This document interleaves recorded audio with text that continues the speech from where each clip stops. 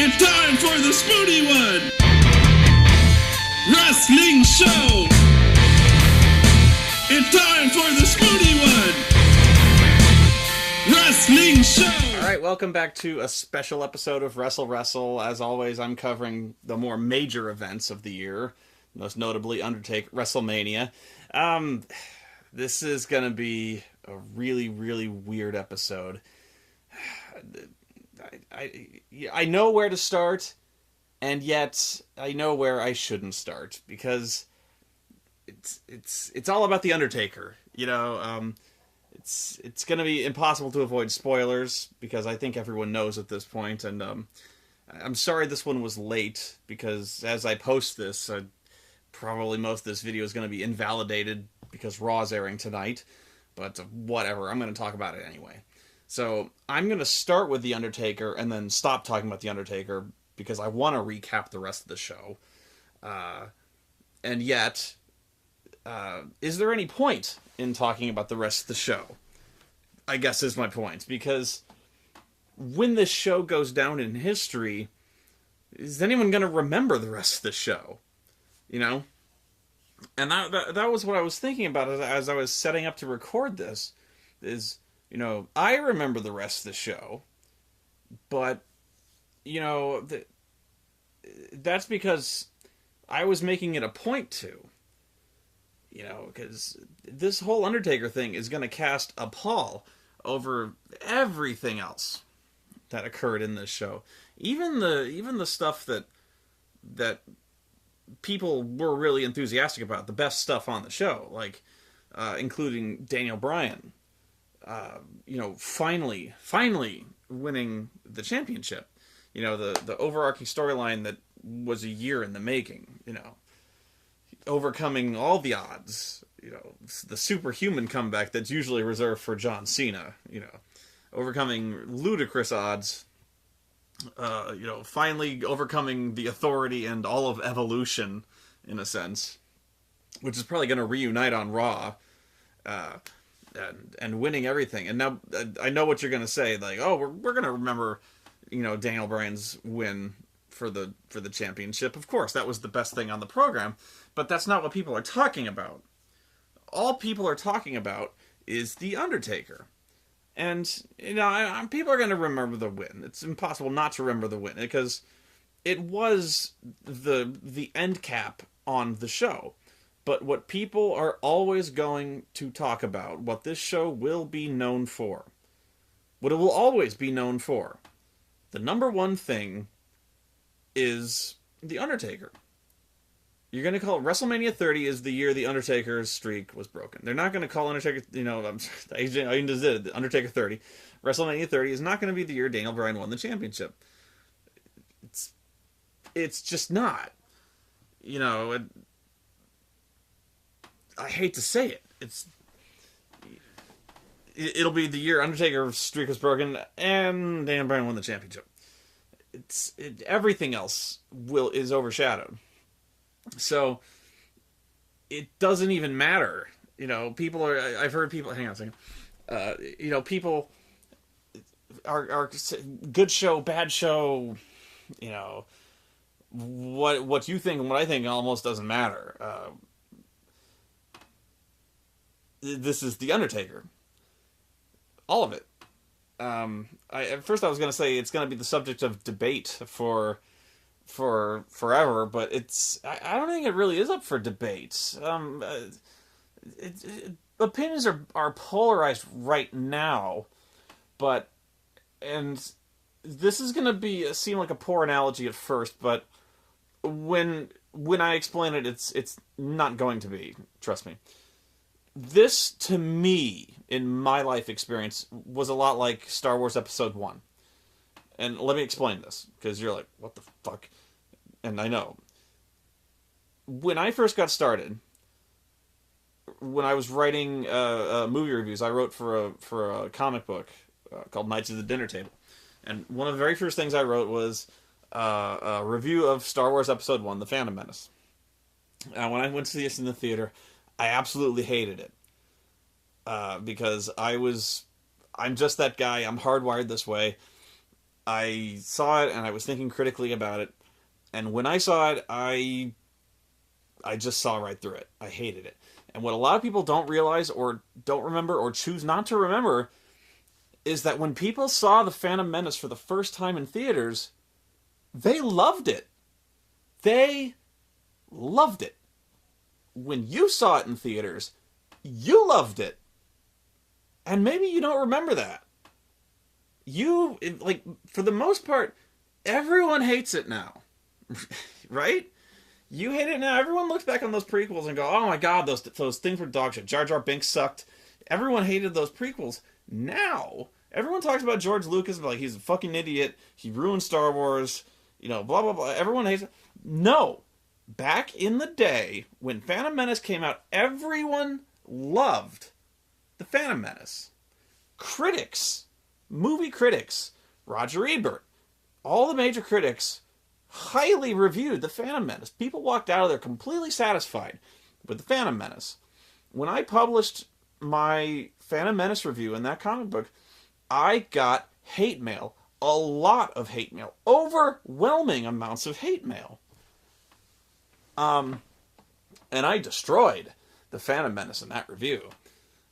Today, if I were to show you that review, you would have thought I was probably would think I was easy on The Phantom Menace. I had to watch that movie again to fully... I think everyone had to watch that movie again to fully process just what... Because we were shell-shocked. And I think that's why people walked out of there liking it, was we wanted so badly. We couldn't believe it. We walked out of there like we could not conceive. It was impossible to believe of a time when a Star Wars movie might suck. I don't know, if you can put yourself back in that time when there was only Star Wars, Empire Strikes Back, Return of the Jedi, and we saw there was a trailer for Phantom Menace. Oh my god, it was the best thing ever. Like, it did not enter our minds that movie might suck. It was impossible. It was unbelievable. And so everyone walked out in there, and it was like we walked out of there like trauma victims. It was like we were delusional, and we wanted so badly. We were like, we told ourselves. It was like we all told ourselves we loved it. And we had to watch it again. It might not have been until home video that you watch that movie again and you realize, oh my god. Oh my god. What the hell just happened? That's what I mean. When that happened, and I've already promised I wasn't going to go back there, but I think what goes down with this thing is people are going to remember that thud, that hand coming down for the three, that thud, and the silence. That. And everyone's going to remember that. And that was truly epic. But what people don't realize, and won't realize for a while, was that was a moment. That wasn't the whole show. What that was like if you were a kid and you dropped your parents' most valued vase, or you dropped the most precious thing in your family and you dropped on the floor, and everyone in the family is looking at the broken thing on the floor, and for like 10 seconds there's just nothing, and everyone's like this. And yeah, that's a moment of pure raw emotion right there. You got it. But what happens after that? It's not pretty. You're not going to enjoy it. And if that's what you wanted out of WrestleMania, okay. If that's what you want to call the best of all time, okay. If that's what you wanted to sum up the streak as, okay. But that's what it was. That was dropping a family heirloom. That was what it was. And I promised myself, even though I was going to talk about this later, but I got more to say about this later. But that's what it was. That it was the thud, it was the crash, and it was the silence, and it was kind of beautiful in a way. I was swept up in it, but it was a moment. But that was all it was, and it's easy to forget that people. It's easy to get swept up in hyperbole because it just happened, and people on the internet are very reactionary. They're like, nothing else can compare to this. Nothing else in wrestling history. There's nothing else like it. I've never seen anything like it. There's nothing else with that much pure emotion. There has been though, but you can't put an equal sign on all that raw emotion. There's never been a stunned silence like that I can remember. Maybe there has. I don't know. I can't remember it. But that level of emotion, that's not true. Maybe in the WWE, but you have to remember, when it comes to like raw passion, raw emotion, there's been a lot of moments. You can name the most controversial moments in wrestling history, and you can't necessarily put an equal sign on the amount of emotion that was in a building.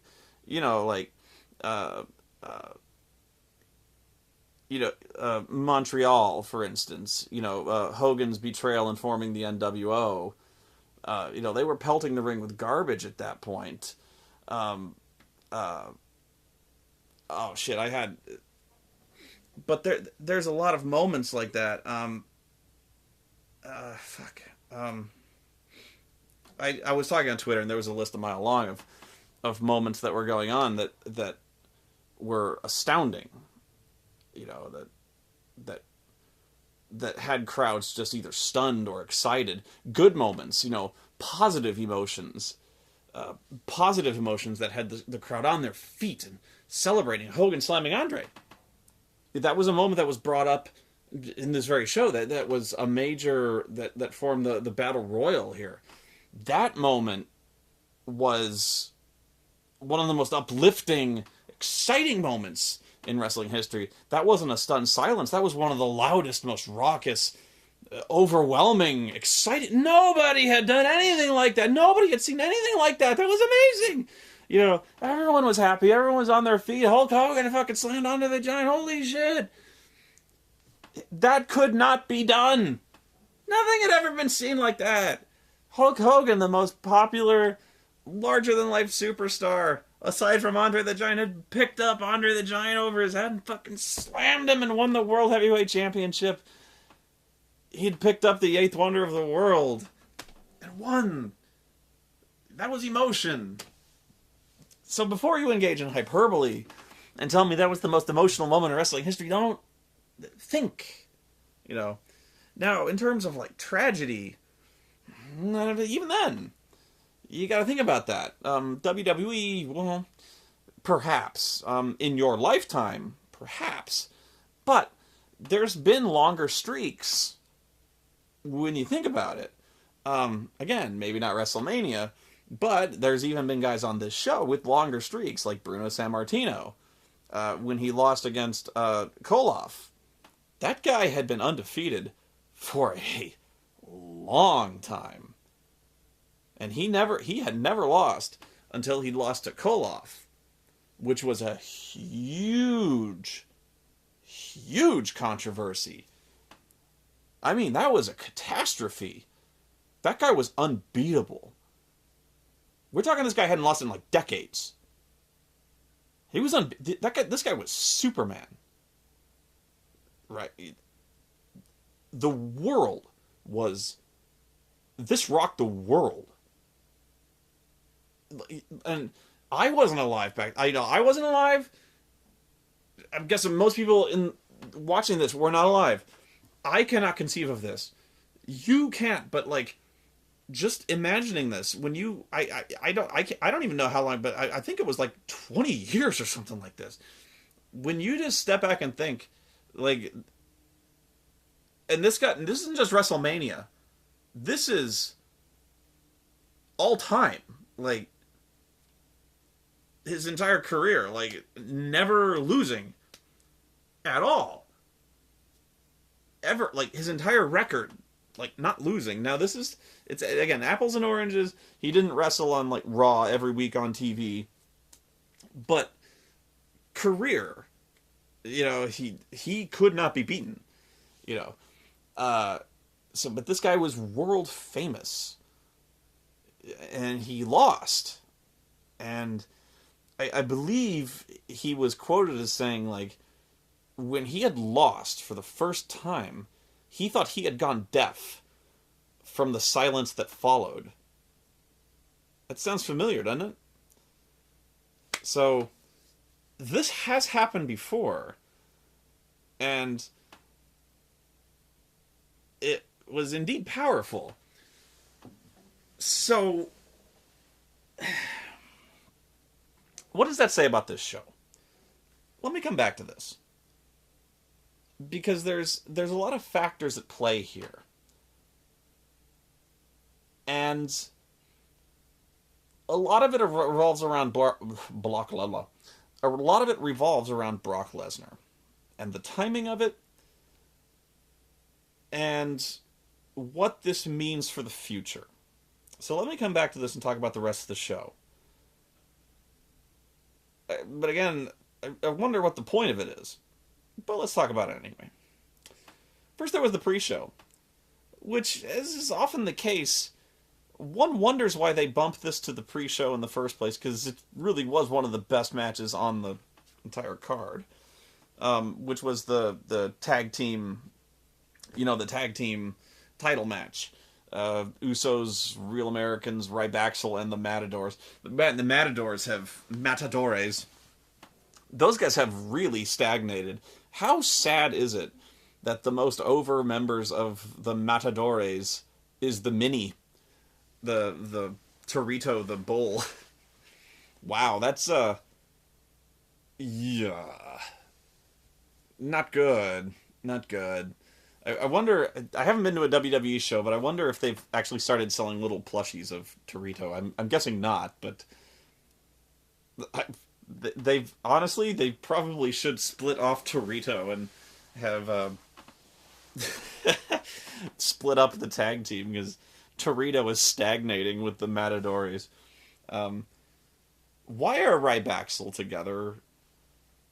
I don't. They seriously are just together because they have nothing better to do.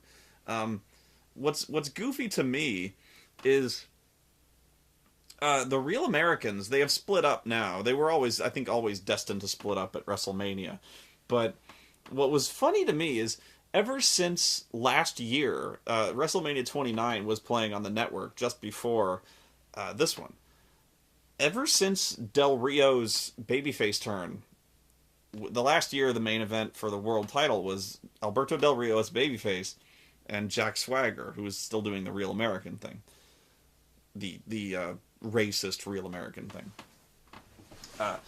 The story for that was Alberto Del Rio had turned babyface doing this horrible I came from Mexico, but I was made in America. I made a new life in America, and this is why I'm successful. USA, USA gimmick. And it was terrible, because to Americans, it came off as pandering bullshit, and to Mexicans, it came off as, yeah, I left that toilet Mexico, and America's way better, but Mexico's cool too! USA! Like, Mexicans were like, fuck you! And Americans were like, took our derbs! So, like, nobody liked Del Rio.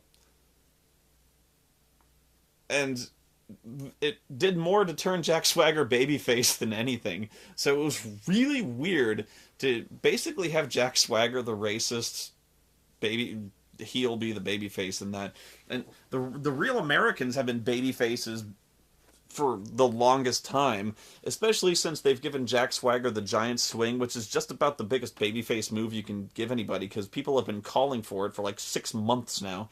So what's goofy is you've got the Usos, who are this really great tag team, who are the champions right now, but you still have the Real Americans, who are the bigger babyface team, because every time Cesaro is in the ring now, all the crowd wants to see is the giant swing. So every time Cesaro sets up for the giant swing, one of the Usos breaks it up, and what does the crowd do? They start booing the shit out of him. This is not a good thing. So, like, you got people chanting "We the People." Friggin' hilarious. So the Usos win, and they this is the Americans break up. By the way, I've always loved the Real Americans gimmick has made 0 sense ever since Cesaro and Jack Swagger have been together. Nobody has called this gimmick out since it started. Nobody. Like, not online, not the commentators, I think. Like, nobody. It's just like, okay, Jack, like, Cesaro just literally had nothing to do. He just, like, Zeb Coulter was just like, I've got this guy, he's not American, but he might as well be, here's Cesaro! And then Cesaro is just with the Real Americans now, even though he's Swiss. And he's doing the "We the People" shit. And he's like, he's not American, but, like, he's doing the shit. And, like, and it's almost like Cesaro was in on the joke. He's just, like, he was always just kind of grinning, like, I don't know, guys, I'm just here doing this shit. And so, it was always just bizarre how Cesaro, he's doing his European uppercut shit, and he hasn't changed a bit, you know? And so, like, it was just always hilarious to me, where it was always just funny, where, like, nobody ever called this gimmick out, and so finally they've gotten rid of this guy, and so he finally gave Jack Swagger the giant swing. People have been clamoring for this, and so that was actually finally paid off well. It's actually been a long time since, it used to be really old school, where, you know, you always wanted to see, you know, the one guy would always get away from, the heel would always manage to just get out of the way of, you know, the good guy giving him his big finishing move, you know, like, you'd be begging for the guy to finally eat the stunner, or, you know, the giant swing, or the airplane spin, or something like that, and finally at the pay-per-view he'd get caught, and, you know, he'd eat the airplane spin, or something like that. And so finally, you know, Jack Swagger ate the giant swing. My favorite part of that, though, was, you know, Zeb is sitting there watching the giant swing, and he's in the corner, you know, hands in his hair. He's going, no! Like, Jack Swagger eating the giant swing was just, oh, no! Like, this was just the most horrible thing ever. Jack Swagger getting spun in a circle like 10 times. It's over! Ah! It's like the Emperor being thrown down the Death Star shaft. Ah! You're killing him! Ah! Like, uncles do that to their nephews. Ah! Zeb, I love Zeb, man. I'm convinced that Zeb's just going to keep growing that mustache out until one day he's just going to start running and then take flight. You know, fuck. Now I'm coming down to it. I'm gonna. Oh, fucking Triple H versus Daniel Bryan. Probably the best match on the show. Really, really good match. Loved it. Finally, this was, when you get down to it, and it's going to seem like I'm complaining, although I guess one can't complain with the end result. The booking for this title feud has actually been really funny when you think about it. Because it really does seem like they've been reactionary to the fans, which is a good thing, really, when you think about it, because it kind of does show that they realize they fucked up, with the booking. They know when they've fucked up to a certain degree, and they know when nobody gives a shit about the title match, because pretty much I think everyone. It looks like the original plan was, for Batista to win the Rumble and face Orton at WrestleMania, and I think the plan was for Batista to be this huge baby face. Like everyone was, Batista comes back and everyone's like, oh my God, Batista's back. He's the animal. Everyone's going to love this. Woo! And everyone sees Batista comes back, wins the Rumble, and they're like, oh, fuck. Oh, no. They wanted to see Daniel Bryan. And so they just universally rejected Dave Batista. And so, I think one doesn't know, but, I think everyone believes, maybe not, but, it kind of seems like originally the plan was Batista and Orton, and then there was this weird thing where Daniel Bryan joined the Wyatts, put on fucking a jumpsuit, and then they had this weird thing. It just seemed like they were going in a really, really different direction, where Daniel Bryan joined the Wyatts, and it sucked. And you just head scratching, and then and then they changed gears, and so thank God they did. But when you think about it, how did we get here? It really seemed like emergency scramble mode.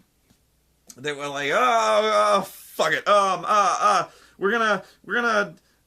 The internet had a good idea. Let's put him and Triple H in a match, and the winner of that goes to the WrestleMania match, and there's gonna be a triple threat, which was a really good plan. The internet saved it, but yeah, when you think about how we got here, it really was last minute booking, because the original plan sucked. I don't know if we're going with what I think the original plan was. I don't know what the end game was with Daniel Bryan joining the Wyatts was. I'm curious now, because if the only plan was Daniel Bryan join the Wyatts because he has a beard, wow, yeah, because that was stupid, and it really did kind of it made me reevaluate how cool I thought the Wyatt family was, because as soon as Daniel Bryan joined the Wyatts, I was like, oh, this is stupid. Why did I want this? Like, I never wanted Dan Bryan to join the Wyatts, but I was like, all of a sudden the Wyatts seemed like a circus act. It seemed, all of a sudden they seemed very, very early 90s, late 80s. They seemed very Dungeon of Doom, WCW, where I was like, who are these clowns? And so when people started, when people, a lot of people were talking about, like, Bray Wyatt going over The Undertaker, and I was like, ooh, why? That seemed like a bad idea to me. Hang on. That was strange. I thought that was a bad choice. There's a lot of people I would have put against The Undertaker except Bray Wyatt. If you were going to do that, I would have been interested to see the build for that. It could be done, but man... Actually, the build to that would have been interesting. I would have been interested to see the fantasy booking leading up to that, but yeah.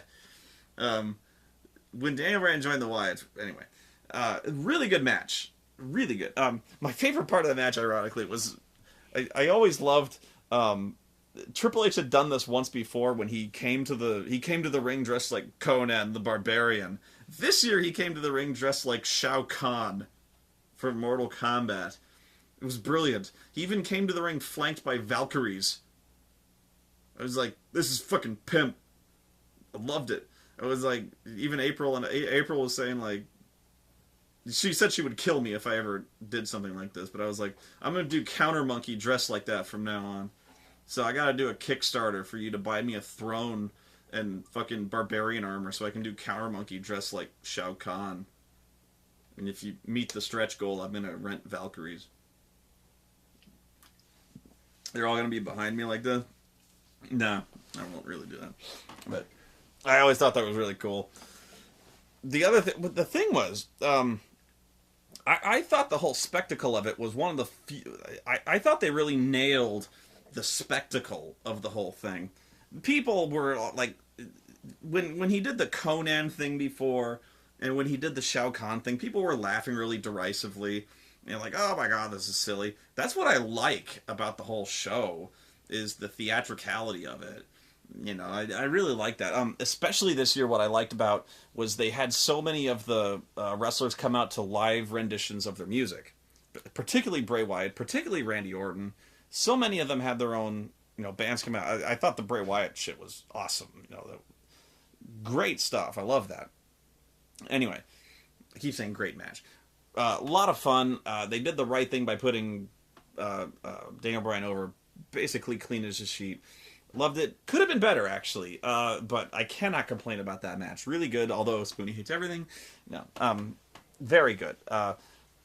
And they even did the right thing with Triple H being a really bad sport about it, and the classic old school booking. He crushed his arm with a chair. Crushed his arm with a chair afterwards to make it seem like Daniel Bryan he's impossibly crippled at this point. There's no way he's going to win this match because his arm is useless. It's doubtful he's even going to make it out for the title match at this point. How's he going to win? So that's classic old school booking. Brilliantly done. There's nothing wrong with that. Classic, how it's always been done. Fine with me.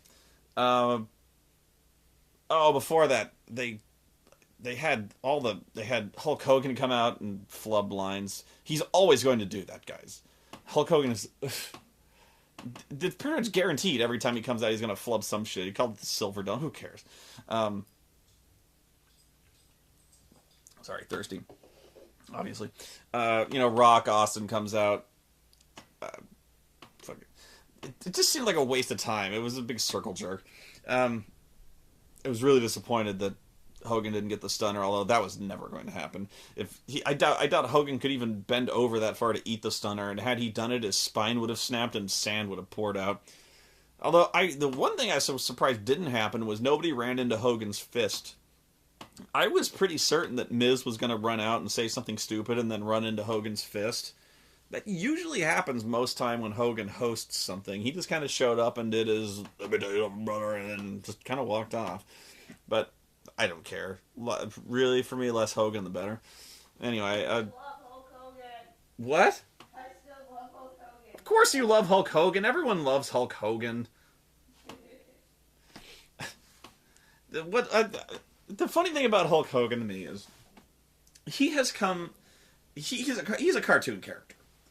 But that's what people want to see. Is he's become Dance Monkey. What I always said was Hulk Hogan has become, he's imitating me imitating him. I'm like, wow, he does a really good, he comes out and April thought that his wig looked worse than mine.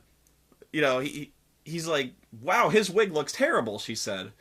And I'm like, no, that's his real hair. And I'm like, are you sure? And I go, not really. Because the way my costume is a bandana with hair attached to it. And she's like, that's impossibly evenly cut. Like, why would you do this? And I'm like, I don't know. But it's, she's like, that looks terrible. And I'm like, it would be the ultimate irony if he just went into like a Spirit Halloween and then bought his own costume bandana. Wore it. But yeah, that's the reason you get him, is just to come out there and flex and what's he gonna do? When Hulkamania runs wild, Hulkamania hasn't run anywhere since about 2000 fucking 1, and I doubt it ran anywhere back then either. I don't know. So yeah, Hulkamania runs he went out, he did his shit, and he went back. Crowd loved it. Whatever. Anyway, then there was the You'll excuse me if I get the order wrong. Oh, Shield versus Kane and the Middle Age Outlaws. I still wonder why, given all this time to prepare, why does Citizen Kane choose to wrestle in business slacks? Like, he's got, he knows he has a match at WrestleMania. He's a wrestler. He has the Kane outfit. He's like, slacks.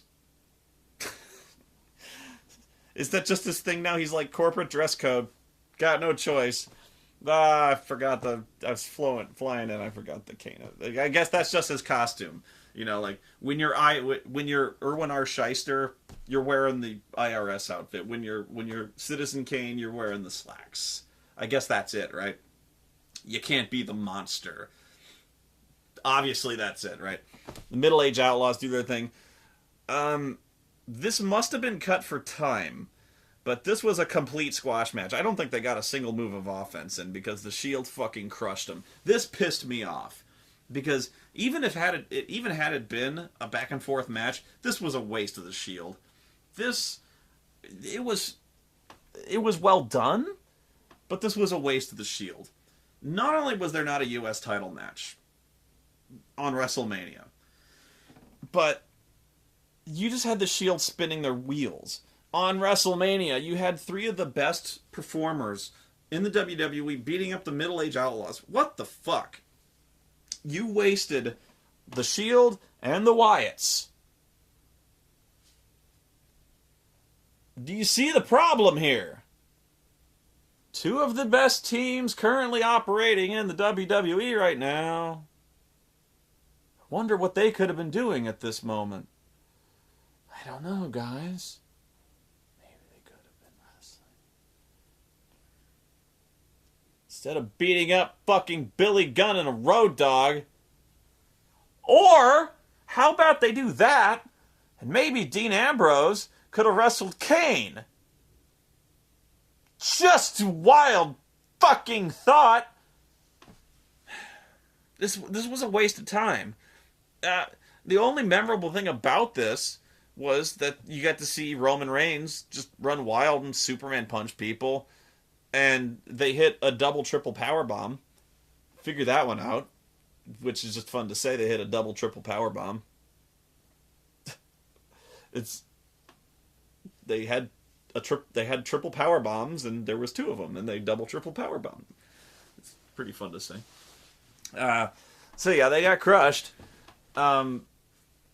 Bradshaw, his line was, it seemed to be the end of the Attitude Era, which one God hopes so. But yeah, this was probably the biggest, aside from the Undertaker, of course. This seemed to be the biggest way. This really pissed me off. Just that you had the Shield. This really, for a lot of the pay-per-views this year, 2013, as 2013, 2014, this was a lot of the reason why people bought pay-per-views, was to see the Shield wrestle, because they're the most exciting performers, among the most exciting performers in the company right now.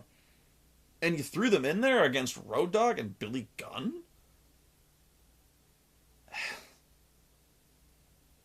Waste of time, guys. So, once again, when I hear people saying best Mania ever,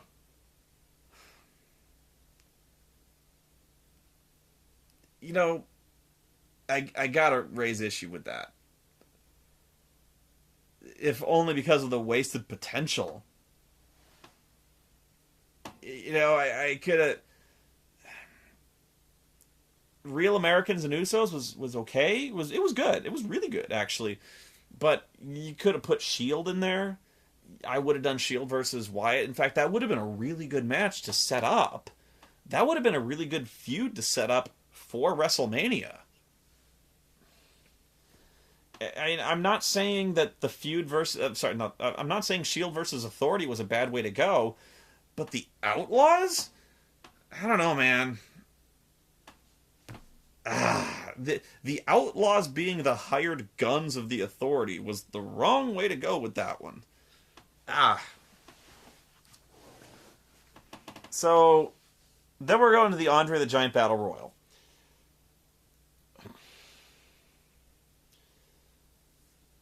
Here's the thing.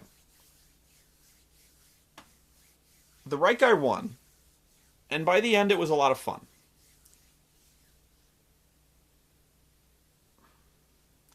Battle Royals always suck.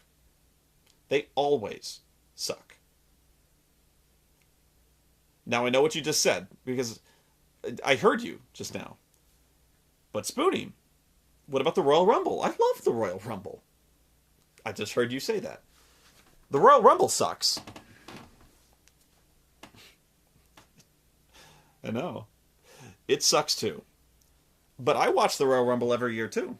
Here's why. The Royal Rumble's fun, but it sucks because but here's why it's still a lot of fun. Because it has high stakes, it plays into the storyline. It's very important because it ties into the main event of WrestleMania. And there's a lot of fun going into it. You like to watch the Rumble because it features everybody. There's a lot of fun surprises. And you like to play the guessing game. Who's going to win? Who's going to be the surprise entrance? And you like to bitch about it afterwards. Because I do too. But it still sucks.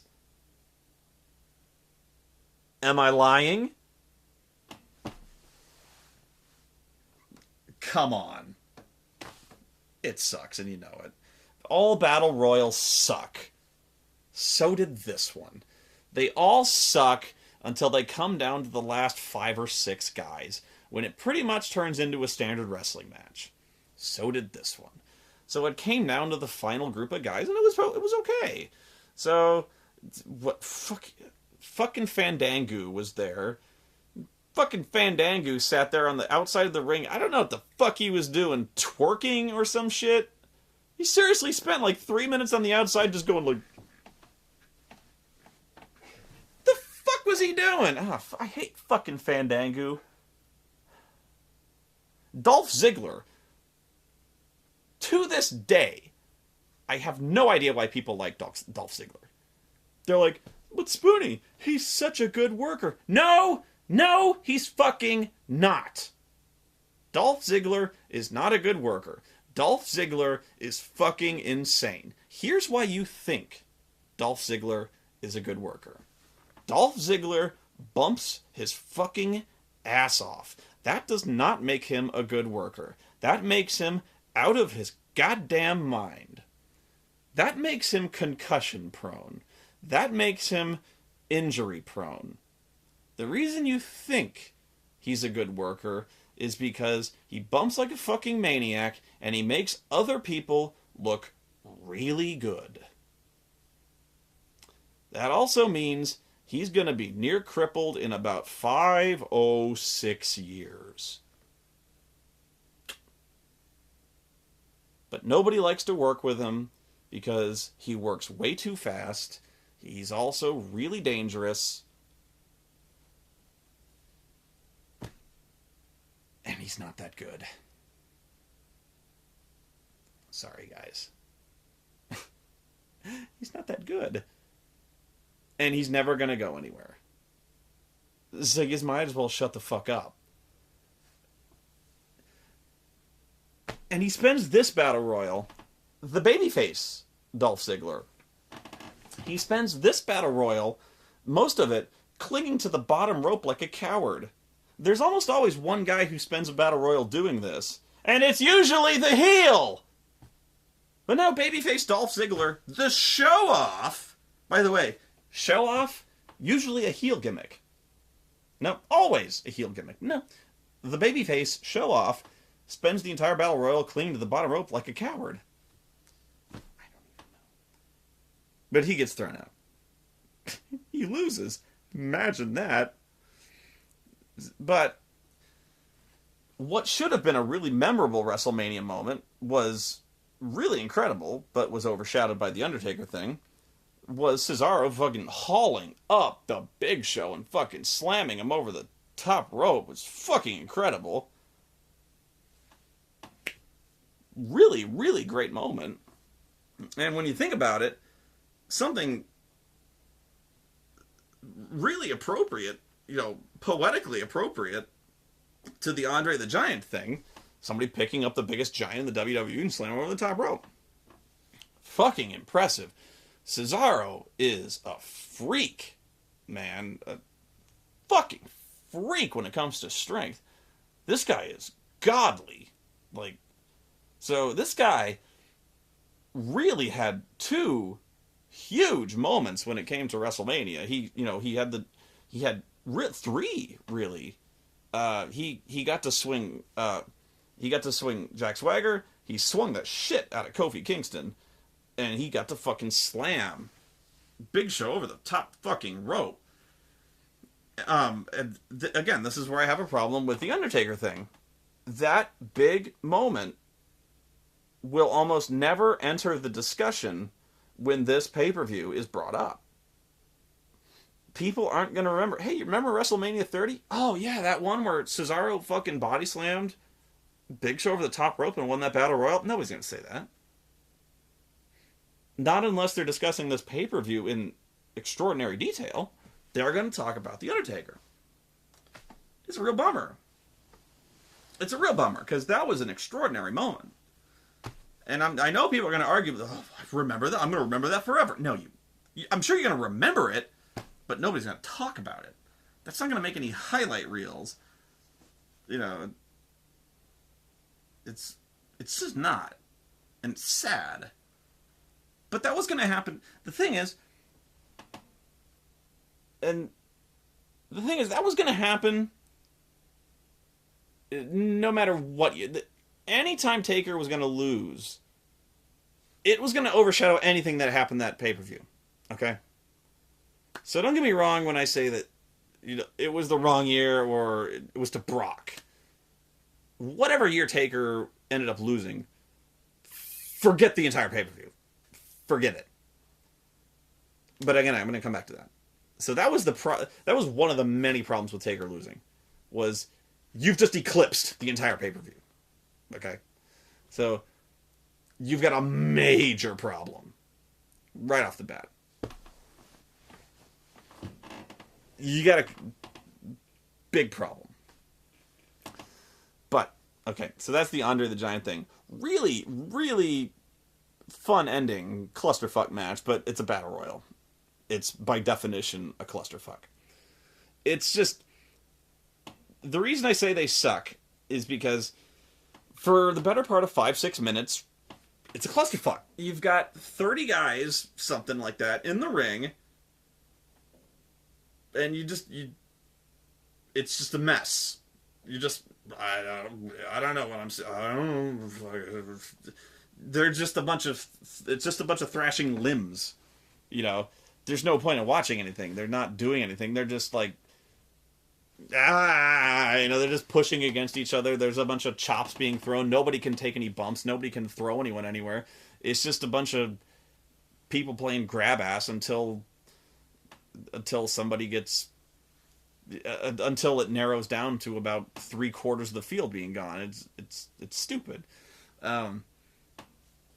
The big spot, one of the surprising spots of the night, and again, this is something that seemed really cool at the time, but when you think about it, is really, really dumb, was Kofi Kingston's miracle save, and he's always got one when it comes to these royals, rumbles or battle royals, was he gets fucking ejected from the ring. I thought he was dead. He's running towards somebody in the corner. It was probably Cesaro. I can't remember. But he gets launched over the corner post, out of the ring. I thought he was just dead. But he lands on the ground, and then he starts pointing at his feet. And his feet are balanced on the ring steps. And he goes, I didn't touch the ground. They're on the steps. And the ref goes, you're right. You're not out. And everyone's like, oh my God, miracle save. And I'm like, ha ha ha, bullshit. Because, you're taking this... Okay, here's the thing. In the Royal Rumble and Battle Royals, the rule as they always say it, is you are eliminated from a battle royal if you are thrown over the top rope and both feet touch the floor. We're taking this awfully literally, aren't we? What are we playing by the Babylonian rules of wrestling or some shit? Like, what does it take anymore before we just, like, say, you know what? You're out.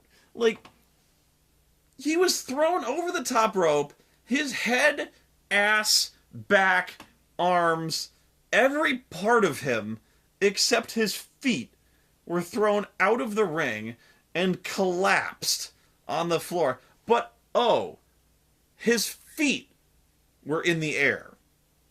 Fuck you. Okay? Like, this isn't... This... You can't argue this in the NFL, okay? Like, I know, I am, bringing the real world into this. But, like, fuck you, okay? Like, there's down by contact, you know? You're not going to see a wide receiver go, feet in the air, I'm okay. He's down, okay? Your ass is on the ground, you're out, dude. And I know they planned this. They made it look really good, though. They made it look... It was really remarkable how they did this, because it looked like it looked like accidental, or it looked miraculous, but when you watch the replay, he actually did manage to, like, control it, where he goes over the top, and you could see him catch his hand on the post and kind of control the fall. It still looked like it fucking sucked. Like, sucked in terms of pain, but, like, he did control his fall. So, really remarkable in terms of planning, but bullshit factor? Wow. But in terms of, like, the Kofi miracle save of the Battle Royal, okay. Like, it was pretty funny. But, like, at this point, though, we're going to have to, like, he's going to have to, like, tear his foot off in mid-fall and throw it in the ring. And be like, one of my feet is still detached and in the ring, man. Like, the ref would be like, you're right, you're still in there. Oh my god. It's pretty funny. It's kind of cool that's his gimmick. Although at some point he needs to win one of these, because so far these miracle saves aren't helping him. You know? Like, at some point he should win one of these because of his unbelievable dexterity and skill. It just manages to keep him in there for, like, a little longer. He should have a reputation of being, like, a master of these, because really he is. You know, he's got these amazing, unbelievable battle royal skills. Eventually these have to pay off. If I'm booking these, I'm like, you know, eventually Kofi has to just be like this miracle worker. Because, come on, man. Like, although he's run out of tricks by now, well, at least one believes so. He's got to be like, he's got to spend like entire bus trips just like thinking of ways to just survive. You know, he's saved himself on the Spanish announcers table. Although, if we have a French announcers table, like, just think of the possibilities. Like, really, you know? By the way, Australian Benzai was sitting right behind Michael Cole. Go back through that pay-per-view, you can see him. He's got like a little Australian flag. Australian Benzai is right there. He's like, he's very happy the whole time because he's at Wrestlemania. Anyway, I know I'm forgetting matches. Part of me doesn't care. Because again, I guess we'll go to The Undertaker. Okay. Trying to figure out where to start. I guess I've already started, but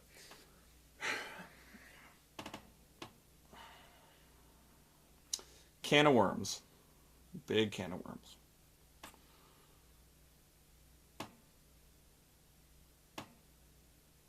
The silence.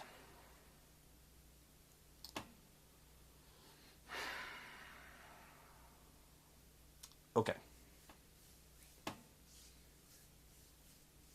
Number one.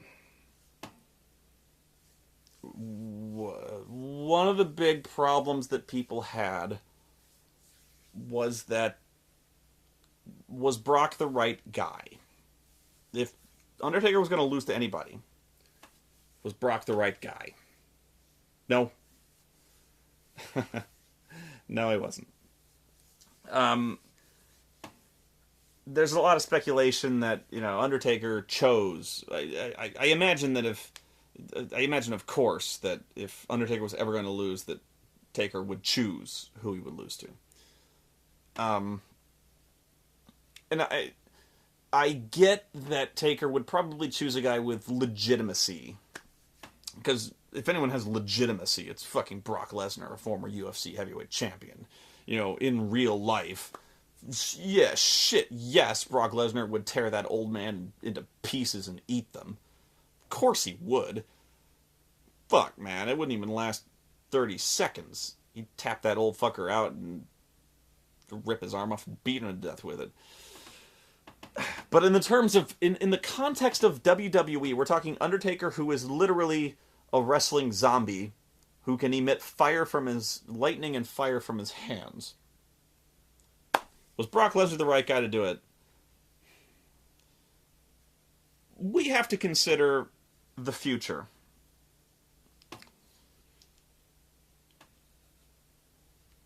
And we have to consider whether or not... This is debatable. Of course it's debatable. The two questions are, was he the right guy and should he have lost it all? And honestly, if you're asking me, I don't know. Let's tackle both scenarios. If you're asking me, should he have lost it all? I don't know. No, he shouldn't have lost it all. If I were doing it, I would have had him retire either at 20-0 for the sole reason that it's a nice round number, or I would have had him retire last year. Or no, I would have had him retire at 20-0 because it just made sense. Not because it was a nice round number, although it was, but because it actually had a lot of closure to it. Correct me if I'm right. I don't think I am, but I believe that was the match that Triple H tried to. It was the year Triple H fought Taker. In the name of, Shawn Michaels. Shawn was like, you can't beat him, Triple H. You can't do it. And Triple H is like, I can do it. For the all the marbles one last time, I'm going to do it because, Shawn doesn't think I can. Triple H was like, actually, no, it was The Undertaker, who the last time they fought, he'd won, but he had to be carried out on a stretcher, right? And so, even though he'd won the battle, he felt he had lost the war, and it had been eating at him for a year. And so, Undertaker, he's like, I have to know, He's like, I have to know if I can not just win, if I can beat you, And so, he challenged Triple H to a match at Wrestlemania one more time.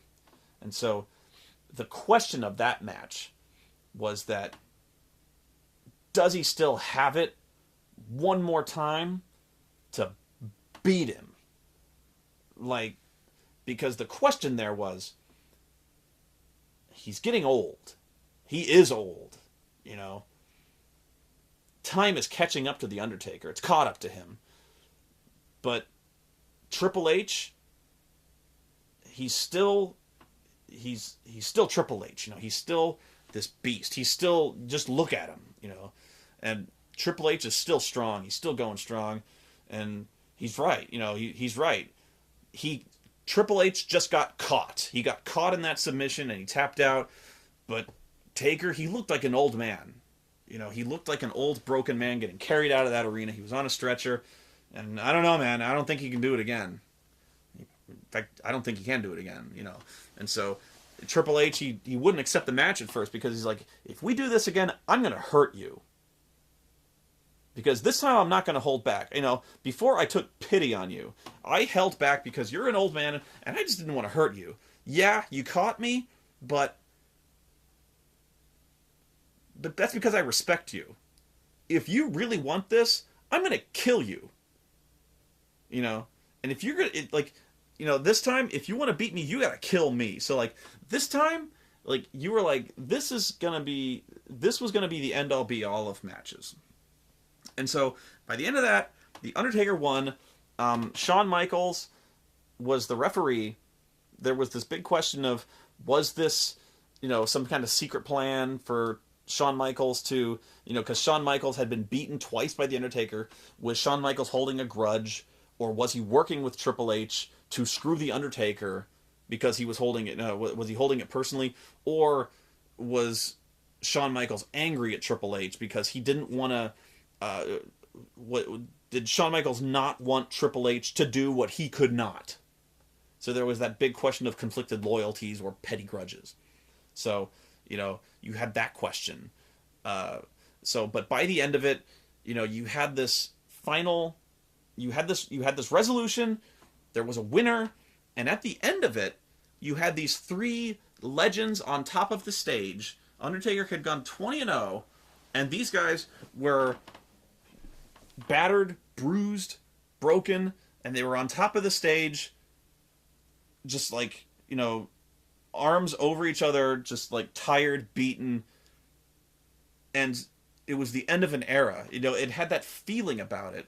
These three legends representing the end of an era were looking out at the crowd at WrestleMania, and this was their match. Triple H, Undertaker, and Shawn Michaels. This was it. It just had that feeling. And I was like, this is perfect. This was 20 years.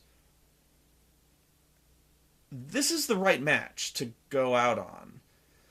It felt like something the Undertaker should be like, you know what, that felt like the moment. And then it was CM Punk.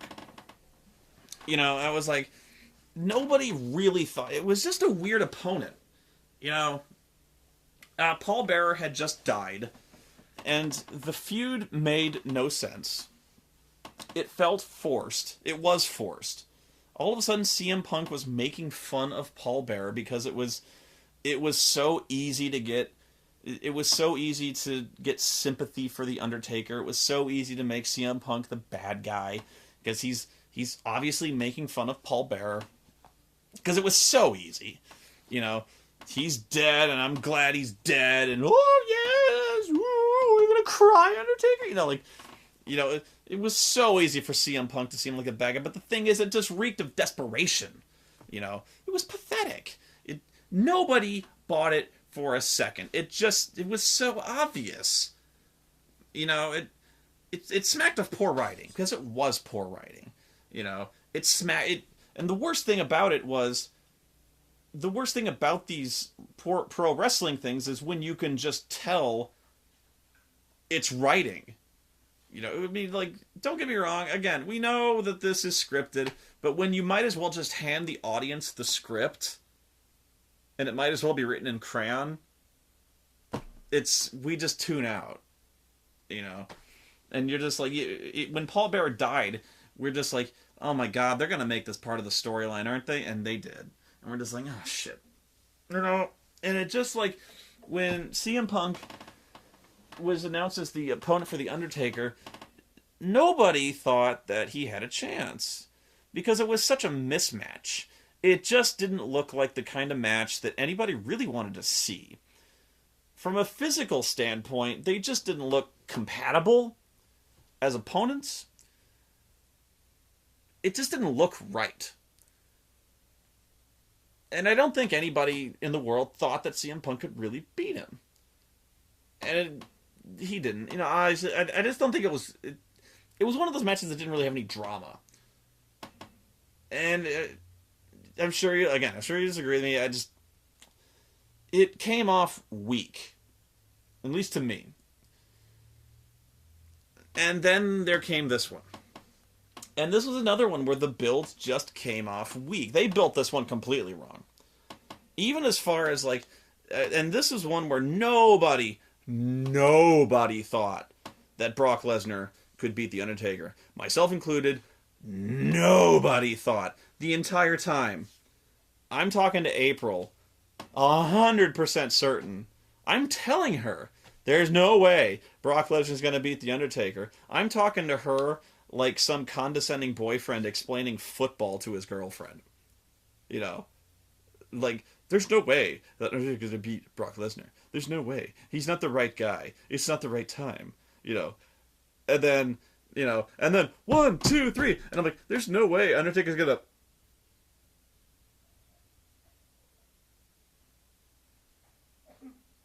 What the fuck? And so, yeah, it was like this. Then that happened. So, yeah. But the problem is that everyone at home, and probably everyone in the audience, was doing what I was doing. Imagine you're the screen. And I was doing this. There's no way that Brock Lesnar is going to beat The Undertaker. Everyone in the audience, you're the ring here, everyone in the audience was doing this. There's no way that Brock Lesnar is going to beat The Undertaker. Meanwhile, 1, 2, 3, there's no way that Brock Lesnar... I don't think anybody was watching The Ring. And they heard, 1, 2, 3... Because there was no drama to it. And this is why there were several reasons there was no drama to it. And the writing of it, the booking was so poor, was one of the reasons. And here's a major reason there was no drama to the match. It's because there have been, and again, let me explain this for a minute.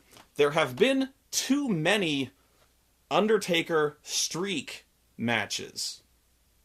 The streak thing has been going on way too long. Let me explain. The Undertaker streak match has been a thing that has been a formula for a long time. So much so that you can almost write them in your sleep. They haven't been bad. Don't get me wrong. They've been really good. But the Triple H match pretty much killed the notion of a dramatic Undertaker streak match ever happening again. Here's why. Because The Undertaker has kicked out of pretty much every single thing one can possibly kick out of, to the point where nobody buys a near fall anymore. Let me explain. Again. So, like, when there's an Undertaker match at WrestleMania, you're watching this match, and Triple H hits a pedigree. And the ref gets down there and he goes, 1, 2. He's kicking out. It's WrestleMania. It's The Undertaker. And the streak's on the line. He's not getting pinned with a pedigree. You're not even excited. You're just like... In fact, he gets pedigreed. You're not looking at the screen. You're like, there's no way that Triple H is going to beat The Undertaker. He kicks out.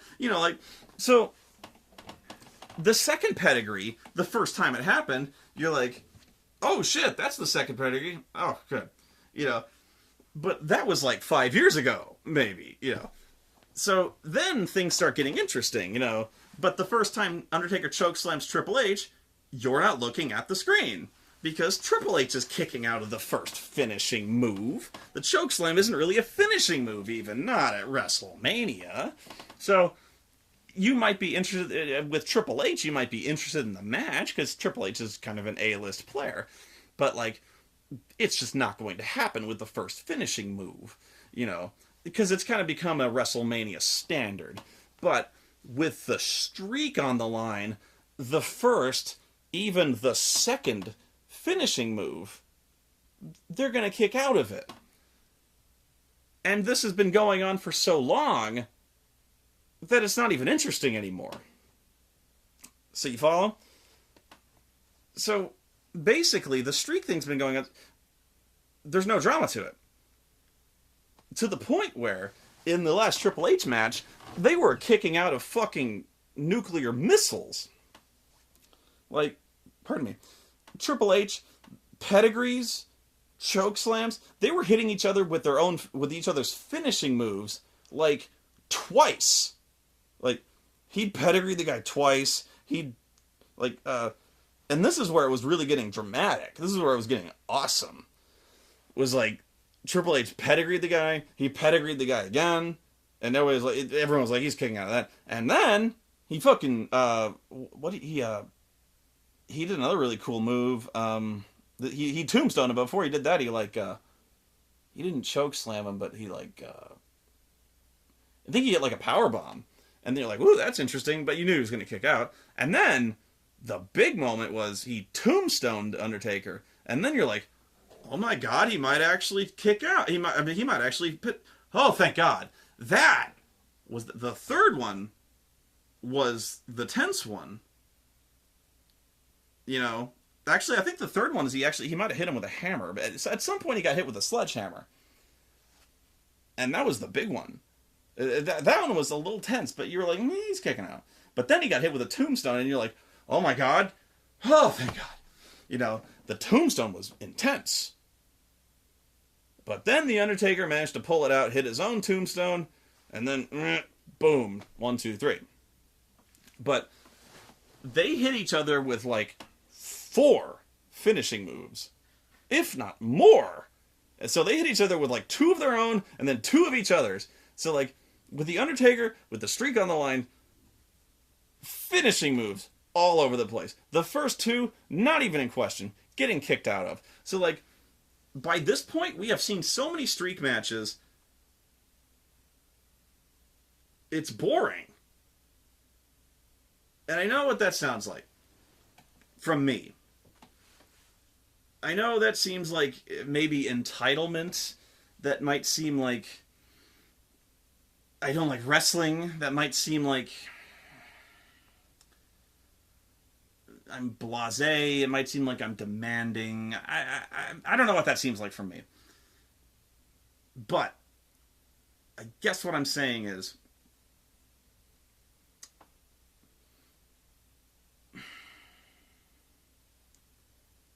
in this case, combined with the poor build to this match, we see one F5. We're not looking.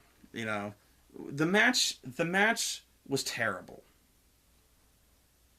And even people who really, really liked this pay-per-view, who loved this pay-per-view, I don't think this is even in dispute. This match was shit. Even people who love this pay-per-view would pretty much, I think everyone universally agrees, this match sucked. I think everyone, yeah. This match sucked. And people will explain to me like, oh, well, Undertaker, it's pretty much, I think people are reporting that Undertaker may have sustained a concussion, but whether he did or not, this match sucked. I'm not blaming anybody, but the bottom line is, the Undertaker is old. Brock Lesnar, he's sloppy. These guys did not click together. He might have been concussed, and this match was a piece of shit. And the build was poor. It was ugly. And so the crowd was not emotionally invested in it. The crowd knew that this was not going to get interesting until at least the second half of the match, until they had seen, finishers get exchanged, at least one finisher get exchanged each, at least 2 really.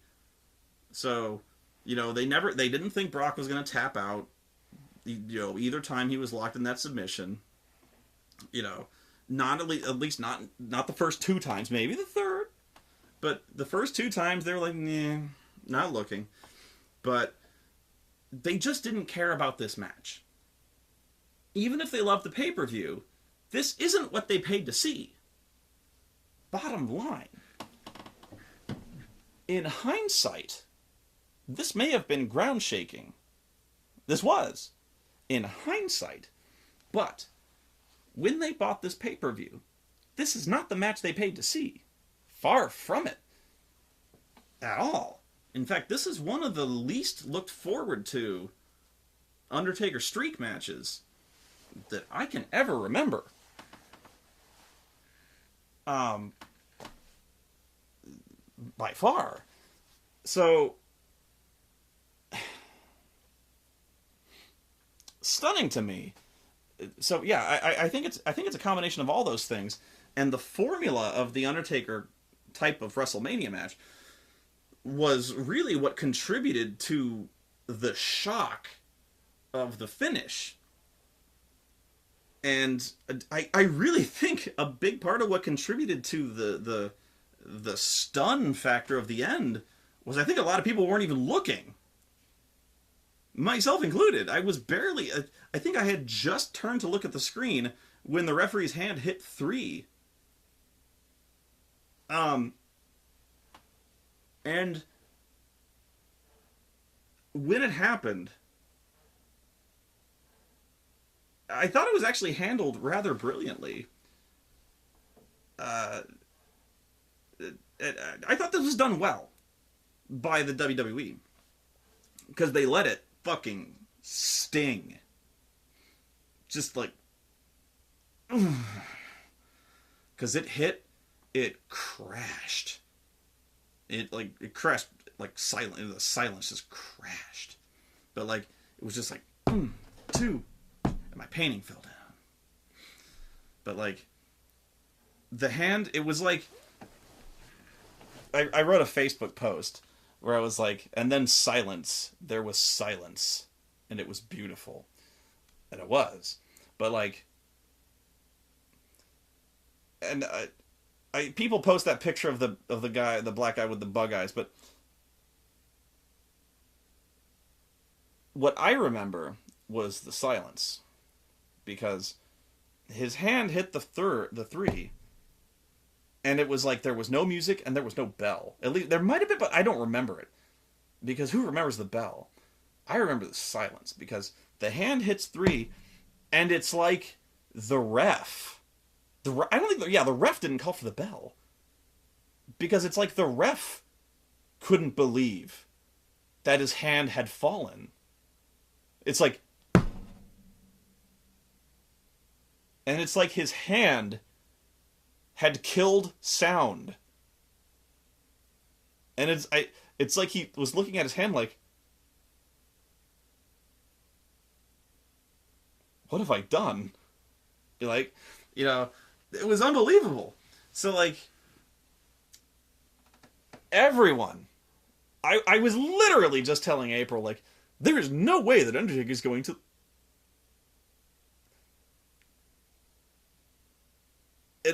everyone was saying those words. And if that was if that was the plan, that was genius. But... I'll tell you that, nobody saw it coming. Yeah. So, the troll in me loved it. But, that's about the only person who did. There was beauty in the stunned faces. There was a purity in it.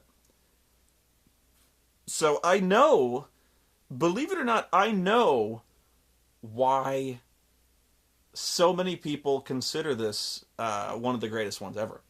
I know why you love the emotion that spilled forth. Why you... the feeling. I get it. Because I felt it too. And I admire... At the time, I was smiling, actually. It was weird. It was not so much a smile, but like a grimace. It was a smile, but like... I love that emotion. I love provoking that kind of emotion. Because that's rare. That's almost impossible. Something that pure. But at the same time, that could have been anybody. That didn't have to be Brock. Yeah. And one wonders if it was worth it. That's my question. And I don't know. And that's the debate. And I don't think that's something that's going to get asked. That's the weird one.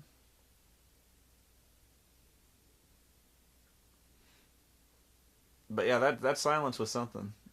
That was crazy. But if that's something that was that's worth watching again. And I did not like this pay-per-view. And it's not. It really,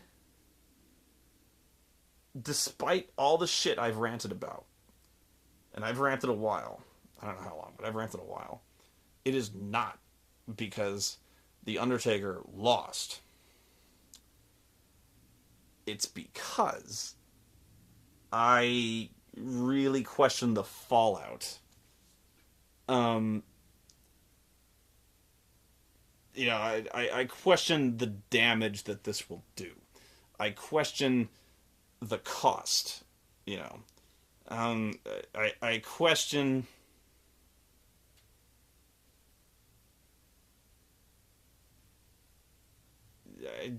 It's the Undertaker can lose.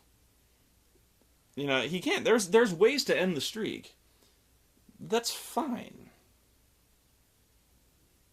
But was it worth doing it like this?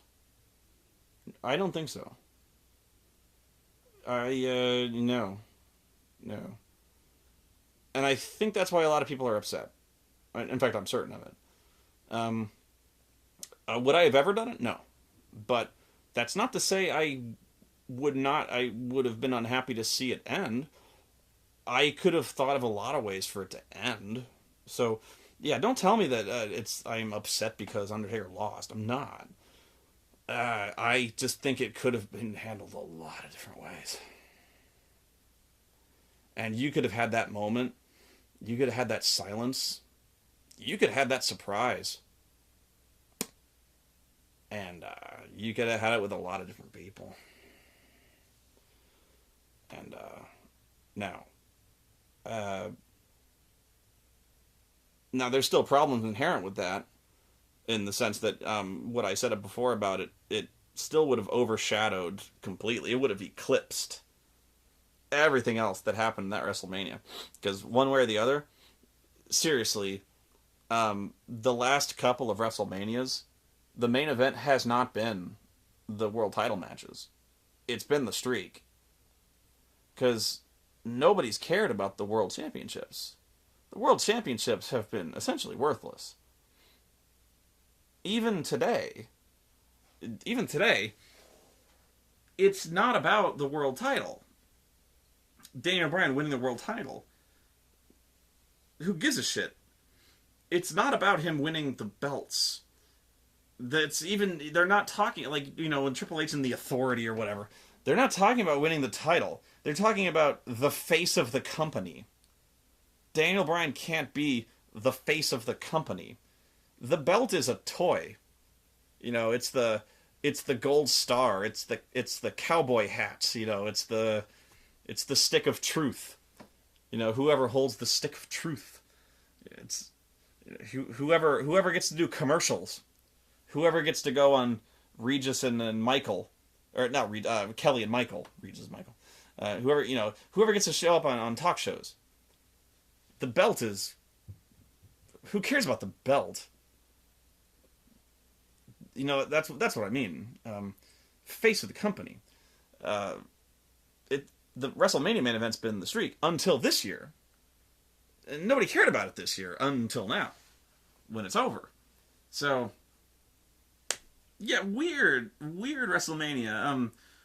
Really dire. grim fallout. Now, if nothing else, it's generated interest.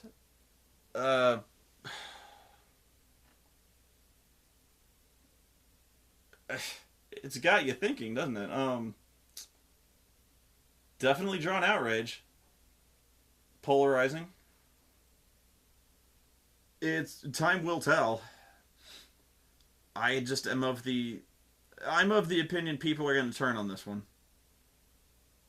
I'm going to get the feeling people are going to turn on me for a while. I think a lot of people are going to agree with me, but I think the majority of me for in the short term are going to really disagree with me, and that's okay. So far I think the majority of people disagree with me quite a bit. But that's story of my life. That's okay. It's wrestling. Who give me fuck it. It's historical, and I think that's it's storytelling. I just think this is poor storytelling. Yeah. I think everyone's in shock. That's what's strange. And if nothing else, I think shock can be an effective tool in storytelling. I'm just not sure it was. I'm not sure. That's the big thing here. I think now is the uncertainty of it all. Raw is about to start, and by the time this video gets posted, Raw will be over, I think. So some of these questions may have been answered already, but maybe the best thing to do is wait and see. Maybe some of that uncertainty will be cleared up. I don't think so, and I don't think you're gonna like the answers. I don't think I will, because I don't think where we're going with Brock is going to exactly satisfy the where they could have gone with other people who might have been in the same spot here. What else would I put in there? I think everyone else is kind of named off the same list of the, everyone else has kind of been like, they could have put anybody, the young rising superstars, a lot of people have mentioned Roman Reigns, Bray Wyatt, Cesaro, anyone from the Shield, really. A lot of people agree Roman Reigns, because I think a lot of people have figured they're starting to put a lot of momentum behind Roman Reigns. Perhaps. The thing you have to realize is anyone who beats the Undertaker streak is going to be a bad guy for life. So I would not have put Roman Reigns in that position. Because if you had Roman Reigns beat the streak, he's a heel for life. You better get used to that. That's why I would have had John Cena do it. But on the other hand, they're never going to turn John Cena heel. Oh, Bray Wyatt versus John Cena. A lot of people love this match too. To me, this was not a match. This was terrible. This was not a match. This was the ending to Return of the Jedi, except with a big fat bearded guy and John Cena. This was terrible. People were telling me, but this told a great story. What the hell story was that? What the fuck story was this supposed to tell me? John Cena, I'm gonna expose the real you to the world, John Cena. I'm gonna make you so mad, John Cena, that you're gonna hit me with a chair. Yeah. And then they're gonna know that you'll hit people with chairs, John Cena. Who? Like, so what? Like, okay, I'm oversimplifying here. But, like, not only has this been done, like, I believe Kane was doing an angle about this, about unleashing the beast within, or something like that, which was stupid then, too. But, like, Bray Wyatt is attempting to do something where he's, like, trying to expose John Cena for the hypocrite he is. or something like that. So, and like he's trying to do this by making him so angry that he will snap and attack him when he's down or hit him with a weapon. Okay. And this proves what? That he's mean, I suppose. I'm just not... So what? What's the end game here? What story does this tell? This exposes him how? Like, he's a hypocrite for, like, all of a sudden he's not this pure as the driven snow childhood hero because he whacks a guy with a chair. Okay, let's assume that's true. All of a sudden he hits a guy with a chair and he's not the drink your milk, eat your vitamins, say your prayers Boy Scout hero that he says he was. Oh no? The kids won't still love him? They won't still buy his t-shirts? I'm not seeing that. Like, all of a sudden, the WWE won't still promote the shit out of him? They won't still, like, all of a sudden they won't put him on posters and they won't put him on the cover of the magazine because, oh my god, Bray Wyatt provoked him to mild violence? Oh my god, John Cena maybe broke the rules and hit him in the head with a chair and he got fined. He got a mild fine, which he could easily afford because he has a fucking mansion and a golden toilet. Oh no. Like, I don't get this. What the fuck story is this? Like, it's not exactly like he's turning him to the dark side here. He's just trying to make him really mad. And how's he trying to make him really mad? I don't know. He's not even really insulting him. He's not calling him a motherfucker. He's not like, hit me, Cena, you gay lord. He's just like getting on his knees and like, hit me, John, hit me. And this makes him mad. How? I don't get it. He's not doing anything. He's just like wearing a stupid hat and sitting in a rocking chair, and there's two big fuckers, one of which wears a sheep mask, and occasionally they attack him and beat him up. This is wrestling, motherfucker. This happens every goddamn week. Life sucks. Wear a helmet. Like, Randy Orton last month beat the shit out of your father and put him in a hospital. And this didn't make you as pissed off as Bray Wyatt has apparently just done. But now he's threatened your legacy. Oh, Cena smash! Ah!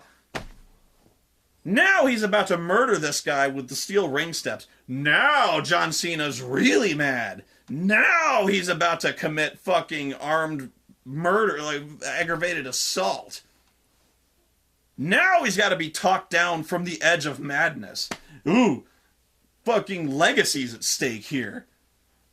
Dad's in the hospital, but we're gonna fucking laugh and joke and smile at Randy Orton. No, fucking legacy here. Yeah, the storytelling for this one was great. Fuck you. This was a fucking terrible match. This was slow. This was plotting. There was no wrestling to this match. This was just a bunch of pandering. This was a bunch of stalling. And this was a bunch of Bray Wyatt doing his weird, creepy shit, which was funny, but ultimately that was it. It was a bunch of John Cena pulling a bunch of angry faces while Bray Wyatt was just doing his conducting of the audience, which was cool to watch, but ultimately a waste of fucking time. I don't get it. I don't get what you were watching. I don't get what you got out of this.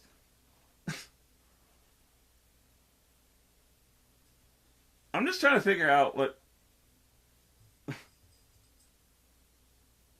I loved the therapist ref who was in the ring. He's about to kill, like, for some reason he's so fucking mean mad. You know, like Bray Wyatt's like on his knee. Bray Wyatt's like, take your steel chair weapon, use it. I am unarmed. Strike me down with all of your hatred, and your journey towards the Bray side will be complete. And like John Cena's like, and then the referee is like, seriously, this is what he says. It's literally what he says. He's like, don't do it, John. This isn't you. Think of your legacy, John. That's literally what he says. You can hear it on the fucking camera. This isn't you, John. Think of your legacy.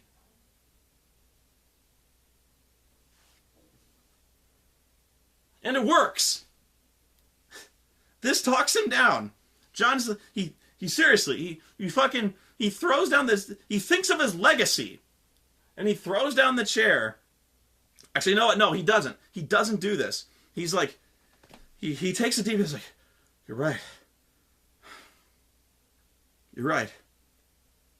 He's like, I'm not going to hit Bray Wyatt. And then he hits the guy in the sheet mask with the chair, because that's okay. And then he drops Bray Wyatt with the attitude adjustment and then pins him clean. Because it's okay to hit the guy with the sheet mask with the chair. That's fine. Because he's an asshole. But it's okay to hit Bray Wyatt with a slightly less injurious wrestling move, as long as it's not a steel chair. And then, I'm not even kidding you. I swear to God, I'm not even shitting you out my ass. Then the announcers start saying this. They're like, John Cena didn't fall for Bray Wyatt's tricks. He stayed true to hustle, loyalty, and respect. He stayed true to the C Nation. Ah! They say this. He stayed true to hustle, loyalty, and respect. Gag me with your dick. You have got to be shitting me with this pandering fuckness. Oh my God. Oh. Why don't they just shower him in confetti and cancer children?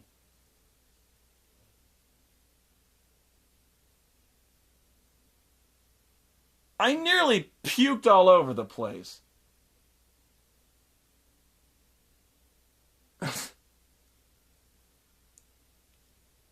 Are you serious with it? Oh, Jesus Christ. And like, people were like, and people were picking Bray Wyatt to win this one. I don't know why. They're like, the justification for this was hilarious. They're like, oh, well, Bray Wyatt's obviously going to win this. Cena doesn't need this win.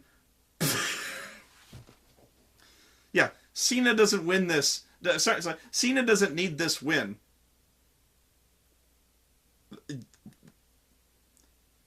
Sure.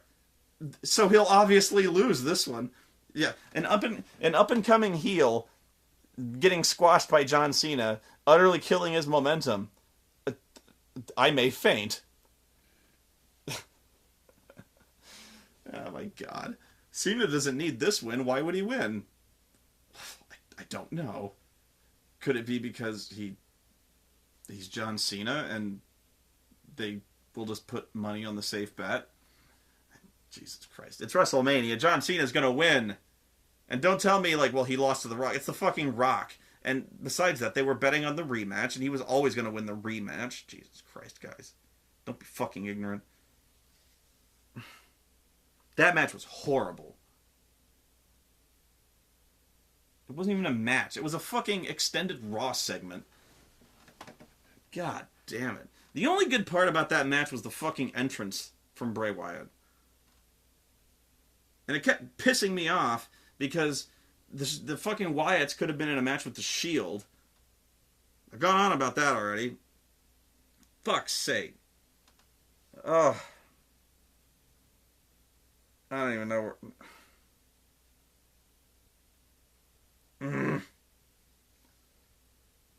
The Divas match was fucking doomed. The Divas match followed the Undertaker match.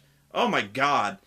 Lucky there wasn't arson following that fucking match. It was the only reason there wasn't was because there were so many people filing to the fucking exits, and because they were so demoralized, the audience was so fucking demoralized afterwards that they couldn't even be they couldn't work up the motivation to build Molotov cocktails. They were fucked. Those guys. This was the second battle royal, and don't even tell me that it wasn't a battle royal because it was like a one fall to a finish match. There was 15 fucking women in that match at once. In a fucking one fall match. This was. They might as well just call it a 15 diva clusterfuck, because that's what the fuck was this? It was just an excuse to get all the women in a match at once. I don't even know why they bothered, because like you're not showcasing anybody. Like it's not even an excuse to look at the women. Like they're all pretty, but they're all in the ring at one time. So you're not looking at any of them. You're just looking at a bunch of flailing limbs. Like, who cares? Like, there's no point. If you want to get the women on the show, have one of them come out with each of the legends in the Hall of Fame, have them in backstage segments, and have a few of the women in a match for the Divas Championship. Don't waste my fucking time with this 14-on-1 AJ match. I don't know what the fuck Vicky Guerrero was. This is fucking horrible. Why did you like this again? And then there was the last match where Randy Orton, who I'm almost convinced people forgot he was in this match, and he was the fucking champion. Why does he have 2 title belts? Why are there 2 title belts? There's 1 championship. He's got 2 title belts. Make 1 title belt.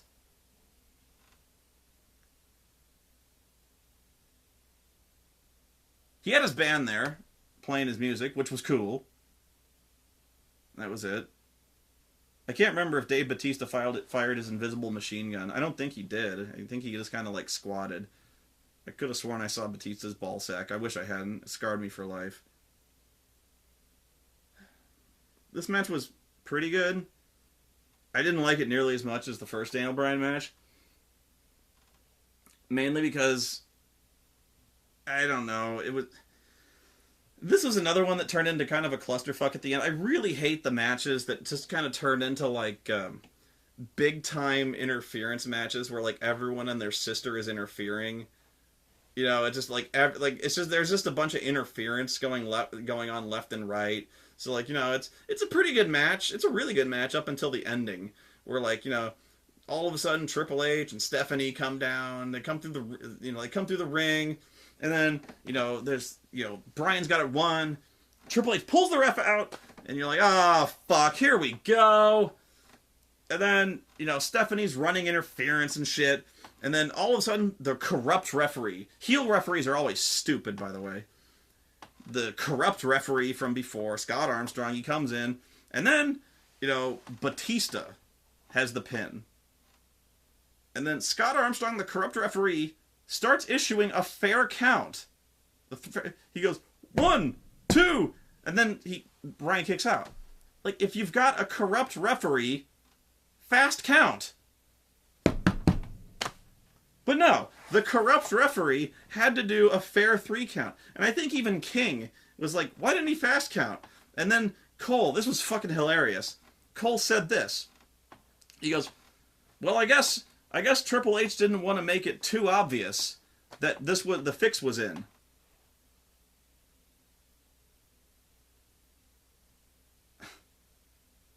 He didn't want to make it too obvious. He pulled the last referee out of the ring and kicked him in the face.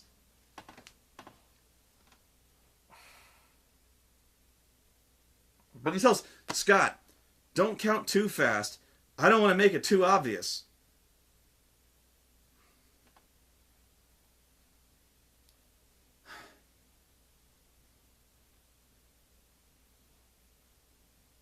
I can't. I think the big highlight of this match was the Bautista Bomb slash RKO combination move through the Spanish announce table, which in itself looked fucking devastating. It looked really cool. But the more painful fallout of which was, I think they forgot to take one of the monitors out of the table because Randy nearly fucking destroyed his rib cage on a monitor that was still in the table, which fucking gashed Randy's back, causing him to bleed. Really not as much as you would have thought, but undoubtedly hurt. Like, I will never know how much it hurt, but hurt a lot. Bled a lot, but not nearly as much as you would have thought. Definitely sliced him open pretty good, but I would not want to... do not envy him that. Yeah, Randy crashed on top of the monitors and cut him open. Sucked. I lost count of how many times Daniel Bryan flew in from outer space, just from, like, off camera. There was a lot of times Daniel Bryan flew in from, like, off camera, seemingly from outer space, with a missile drop kick, or that flying knee of his, just out of nowhere, and just killed people. Because it was... They've gotten really good at that, because it's, like, surprising and awesome. So, like... It's always exciting. It's like, boom! So it always looks like he's flying in at warp 9. And he just murders people. And so, you know, I'll admit, it's really exciting when he does it. And so, finally... The biggest thing about this was... there were a few heart attack moments where... the biggest one of which was... Batista goes for a spear. Randy leapfrogs it, but Daniel Bryan's just getting to his feet. So Randy leapfrogs the spear, but fucking destroys Daniel Bryan. And that looked like it fucking sucked for Daniel Bryan. But Batista turns around from the spear and eats an RKO. And you're like, oh my god, no! No! Because you thought that was it. You thought Randy Orton might have retained. Especially since, like, they just beat The Undertaker. Although I knew that since they beat The Undertaker, they could not possibly beat Daniel Bryan after this. Otherwise, they would have burned the fucking city down. At least I thought I was certain. No, I was pretty certain, like, they beat The Undertaker. They cannot beat Daniel Bryan tonight. There would have been murders. But, like, that was the biggest heart attack moment of the night, was when Daniel Bryan got speared and then Batista ate RKO. And you were like, thank God Batista kicked out of that. And that was hearkening back to the 20-0 match for Undertaker, was when Undertaker got tombstoned by Triple H. And you're like, oh my god, this is it. You're like, Undertaker's not going to kick out of this. This is like the 4th finisher that Undertaker's been hit with, and that's his own tombstone. You're like, he's going to lose. And then he kicked out, and you're like, oh my god, that's impossible. That was the big move. But that's the thing. But that's almost the move that kind of killed the Undertaker streak match, was like, he can kick out of anything now. You know, so it's like, you've almost got to hit this guy with a missile to beat him now, you know. Or at least there's no drama in a match until you've hit him with like 3 finishers, you know what I mean? So that's what I'm saying, is like, so that was the moment, because we've been going on in this match long enough that RKO was just about at the time the match could be over. And it looked like that's how the match would logically end. You know, if you were going to end the match, that's probably how you might end it. It was like, that's perfect for a triple threat match. That looked really good for the ending of a match. And you're like, oh my god, that's perfect. Oh no, oh thank god. That was a perfect ending to a triple threat match. And in fact, had that ended that way, you'd have been like, you know what, pretty good. Randy Orton's champ. Oh my god. But yeah. But that was really good. But in the end, Daniel Bryan hit Batista with a maximum warp flying knee and then tapped him out to the yes lock. I think most people, if they were going to complain, would say they kind of wish that he'd have made Randy Orton submit. However, I think what they're hoping for is a rematch with Randy Orton, since he'll be like, "You never made me tap out, and I'm the champion." Although I am with most people when I say that he should have made Randy Orton tap out, because the absolute last thing I want to see is another Daniel Bryan Randy Orton match. Do you have any idea how many times we've seen that match? The answer is a lot. I do not want to see that match again. Anyway, I don't know how many times we're going to see Batista again. I'm guessing he might pull another crybaby routine and do that, "fuck this, I quit," and then kind of run off. He might hang around for a little bit. We'll see what happens on Raw. I'm guessing you'll be watching this after Raw, so you can tell me how wrong I turned out being, but how wrong I turned out to be. Whatever. But wonder what the fallout to this vlog's gonna be, and it's gonna be interesting. The whole fallout to all this is gonna be interesting. I may have forgotten a match here and there, but and no doubt the Spoony hates everything hashtag is going to come down here. Although, let me shoot that down for you real fast. I liked the Daniel Bryan matches. Liked them a lot. Of course, I'm a huge Daniel Bryan mark, so that's going to be a given. I liked anything with Cesaro in it. But to recap, I just think that the Undertaker thing is just going to eclipse every single thing that happened in this show. And it would have happened any one way or the other. My final thought, and it really is my final thought on this match, and this is what I want you to think about. I really want you to think about this. Is, if you loved this pay-per-view,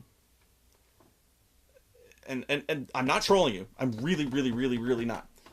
If you think I'm a complete asshole over this, think about this seriously. If Undertaker had won that match, what would you think of this show? What would you think of that match? I'm guessing you would have said, "Man, that match was 20 minutes of shit."